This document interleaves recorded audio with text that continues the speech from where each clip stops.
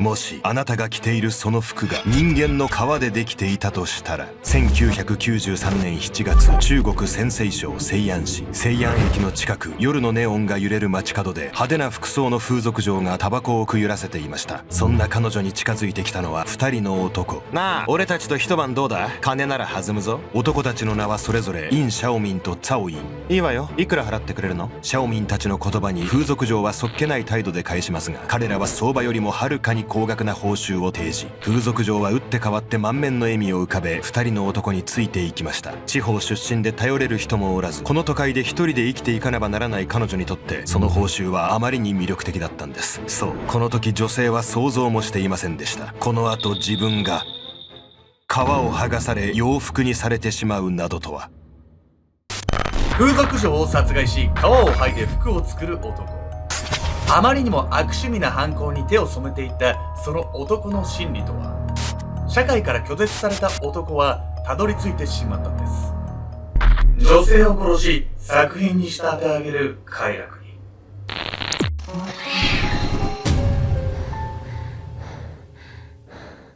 おさすけんちゃんです。いやー、みやみかです。最近暑いわね、本当に。毎週この話してると思うけど。地獄みたいなやつは。地獄みたいなやつで、しかも雨が降らない。そんな中私はプールに行きました。プールに行ったので、どうだったの？水をちょっと浴びるだけでも全然違うよ、皆さん。服装も夏におすすめなのって、水着みたいな服着た方がいいと思う。すぐ乾く。濡れても。夏は露出増えるから女性の方とか特に盗撮とか気をつけていただきたいです。当たり前ですけど、これ見てるエロ親父の皆さんは絶対盗撮しない。女性の皆さんは階段上がるとき隠したりとかしないと、やばいエロ親父に盗撮されちゃうんで、お気をつけいただければと思います。今回は中国で起きた連続猟奇殺人事件をご紹介します。恐ろしいことに、この事件の犯人はなんと殺害した女性の皮を使って服を作っていたんです。ありえない。なんでそんなことできるの？常人だったら吐き気するところよ。どんな神経してんのよ、この犯人。犯人の猟奇的な行動の裏には、過去に抱えた孤独と犯行を繰り返すうちに芽生えた快楽があったんです。中国において21世紀最悪の猟奇事件と呼ばれたこの事件は、一本の電話から動き始めるんです。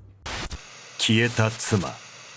2005年2月23日、中国陝西省西安市岩東区。あんなことがあったからってさすがにおかしい。あいつ一体どこへ行ったんだ。自宅前の通りで不安げに辺りを見回していたのはワンという男性。1週間前に妻のイエンランと喧嘩をした彼は、それ以来一向に帰ってこない彼女の身を案じていました。2人はもともと仲のいい夫婦でしたが、夫であるワンの仕事が忙しくなるにつれ関係が悪化。ワンの帰りが遅いのは浮気をしているからだと疑ったイエンランは口論の末に出て行ってしまったんです。ワンは数日すればまた妻が帰ってくると考えていましたが、彼女は1週間経っても帰らず、電話にも出なかったため警察に通報することに。そして警察が捜査を開始すると、妻イエンランの周辺で不審な出来事が起こっていることが分かりました。ちょうどイエンランが出て行ったのと同じ頃、彼女の銀行口座から1万元、日本円換算で約13万円が6回に分けて引き出されていたんです。防犯カメラ映像を見るに現金を引き出していたのは男性。さらにイエンランの携帯の GPS を確認したところ、彼女の携帯は今も移動を続けていました。警察は GPS を頼りにやがて3人の男のもとへたどり着きます。イン・シャオミン、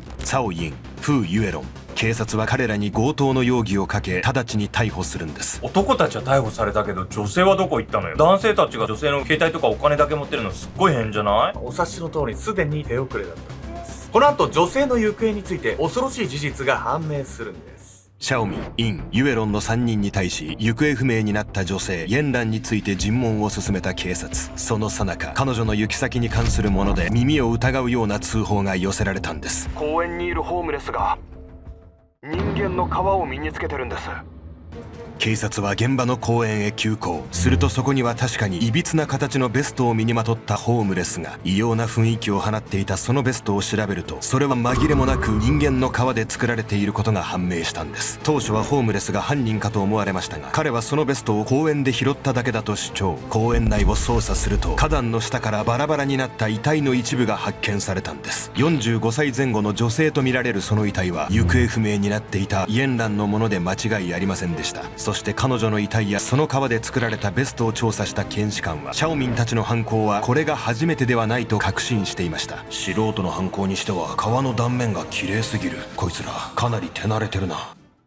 行方不明の奥さんがバラバラで見つかったってのもそうなんだけど、人の皮でベスト作ってたってのがもうおぞましすぎて、なんでそんなものを作ろうと思ったのかマジで理解できないんですよね。この人の皮でできたベストっていうのは、逮捕された3人のうち主犯のシャオミンによって作られたものだったんです。彼の猟奇的な犯行のきっかけは、ある屈辱的な経験からだったんです。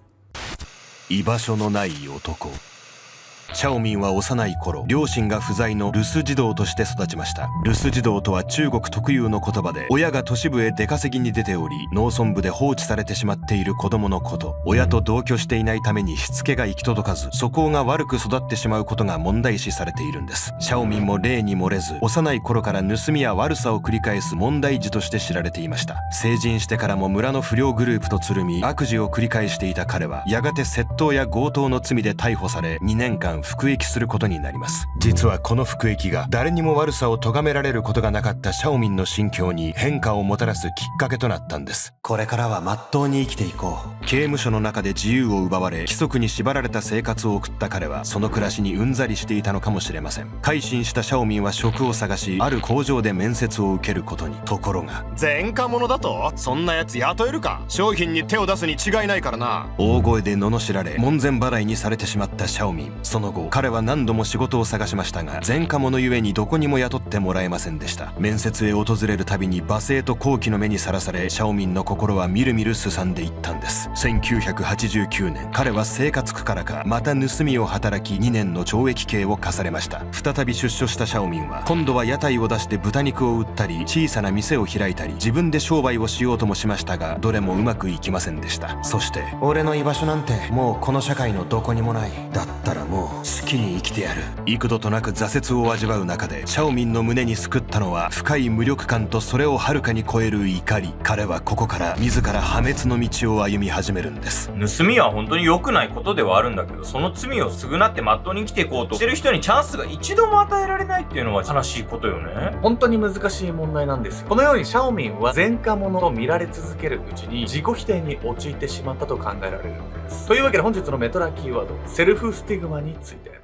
セルフスティグマとは、差別や偏見にさらされるうちに自らを否定的に捉えるようになってしまう心理現象。スティグマとは烙印を意味する言葉で、特定の個人や集団が不当な扱いや差別を受けることを指します。こうした否定的な評価を受け続けると、人はやがて自分には価値がないと他者の評価を受け入れてしまいます。この状態がセルフスティグマです。セルフスティグマに陥った人は自尊心が大きく低下し、就労や社会参加への意欲が失われるとされています。結果として孤立が深まり、反社会的な行動に走ってしまうケースも少なくないんです。特に犯罪歴のある人は、社会復帰の過程で強い偏見にさらされやすい傾向にあり、このことが再犯リスクを高める要因になるとも指摘されています。いくら自分を持とうと思ってても、周りからずーっと否定され続けてたら自信なくなっちゃうっていうのは人間誰しもわかることよね。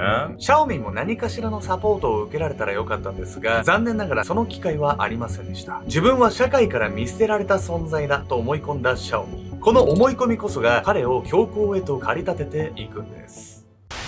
加速する狂気。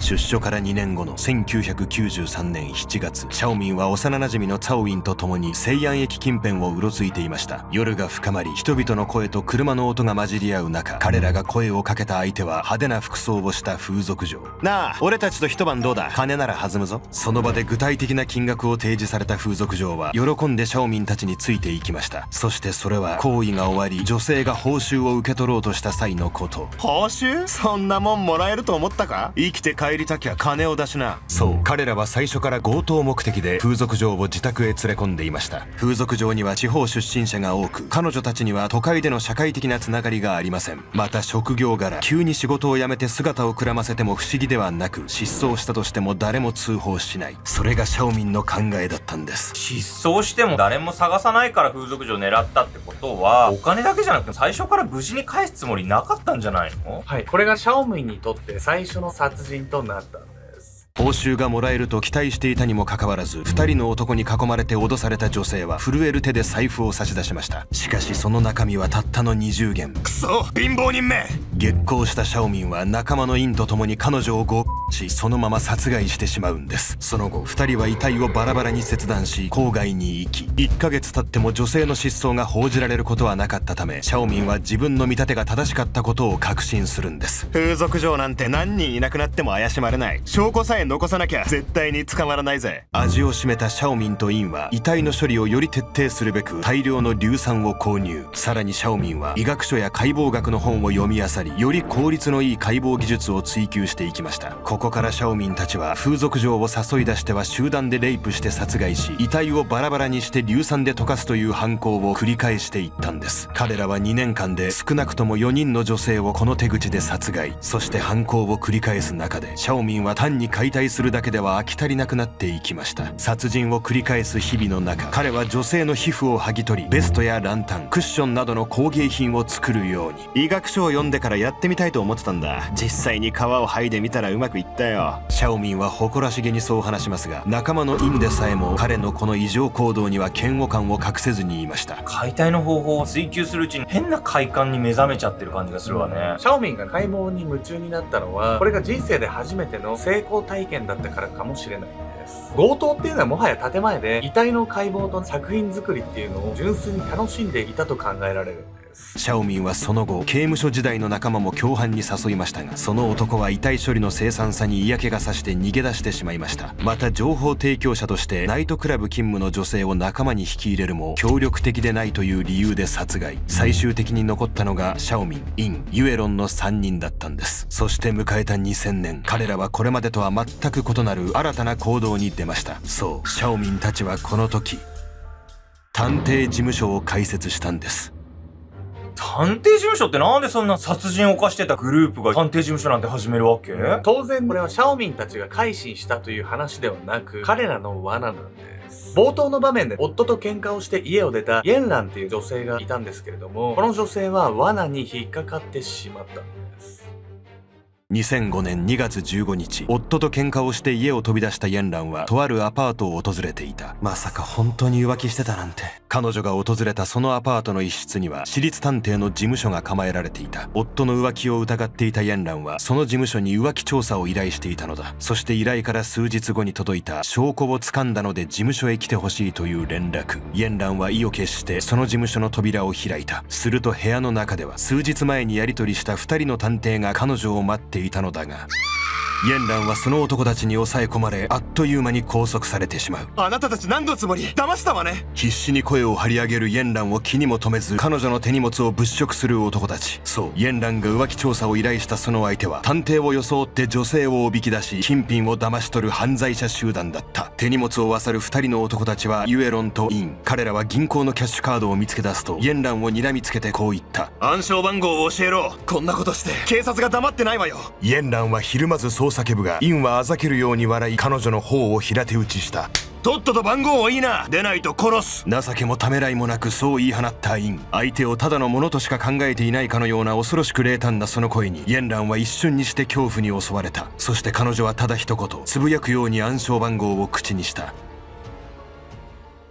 最初は失踪しても通報されにくいという理由で風俗嬢を狙っていたシャオミンたちですが、彼女たちを狙って稼げる額は決して多くはありませんでした。そのため2000年以降は探偵事務所を装い富裕層の中年女性にターゲットを変更。浮気調査を依頼しに来る女性はそもそも夫婦仲に問題があり、失踪しても夫は通報しない。シャオミンはそう考え探偵事務所を偽装した犯行に及んだんです。ターゲットを変えたかったってのはわかるんだけど、いくら夫婦仲が悪いからって妻がいなくなって通報しない夫なんている？あまり頭がいい方法とは言えないですよ。その後、イェンランから聞き出したキャッシュカードの暗証番号が正しいことを確認した3人は彼女を考察。遺体をバラバラに切断し硫酸で溶かして下水に流した後、処理しきれない部位は公園の花壇の下に遺棄しました。このようにしながらシャオミンたちは5年もの間探偵を装って殺人を繰り返していたんです。当初は彼らの思惑通りに事が運んだものの、2005年に起きたこの事件でイェンランの夫が通報したことにより犯行が明るみに。銀行の防犯カメラやイェンランの携帯の GPS をたどってして逮捕された3人は遺体が発見されたこともあり、彼女の殺害を含む複数の犯行を自白。12年もの間に分かっているだけでも9人もの女性を手にかけバラバラにしていたことが判明したんです。2006年4月25日、シャオミン、イン、ユエロンの3人は死刑判決に。死刑執行前のインタビューでシャオミンはこう語っています。死刑は当然の報いだろう。けど俺がやり直そうとした時に世間は手を差し伸べてくれなかった。もし社会が俺を受け入れてくれていたらこうはならなかったさ。貧困や前科による差別、孤立といった現実は確かに彼の人生を追い詰めた要因の一つではありました。しかしどんな理由があったとしても、女性を暴行して金品を奪い皮を剥ぎ取るというおぞましい犯行が許されていいはずがないんです。全ては社会のせい。シャオミンのその言葉はただ自分の行為を正当化しようとする的外れな被害者意識と身勝手さを物語るだけでした。一方で過去に罪を犯した人がやり直そうとしても、就職や人間関係などで大きな壁が立ちはだかる現実は間違いなく存在します。更生や社会復帰には本人の努力だけでは乗り越えられない側面もあるのでしょう。過去に罪を背負った人たちに対し、あなたはどのような支援が必要だと感じますか？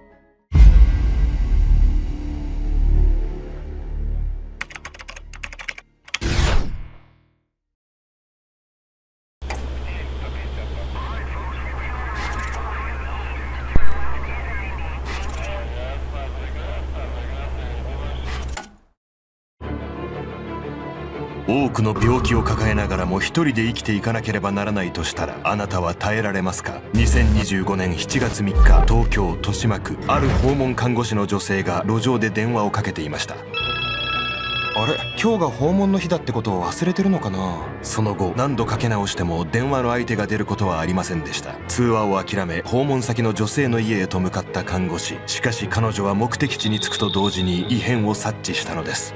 この匂いはまさか。看護師はすぐに管理会社へと連絡し、警察が捜査することに。結果的に室内からはフラン死体が発見されました。この件は瞬く間に全国ニュースで報道されます。なぜならその現場は女優遠野なぎこさんの自宅だったから。女優遠野なぎこさん宅から見つかった遺体。報道当初世間では自殺ではないかという噂が流れていました。それは遠野さんの人生が壮絶すぎることで有名だったからなんです。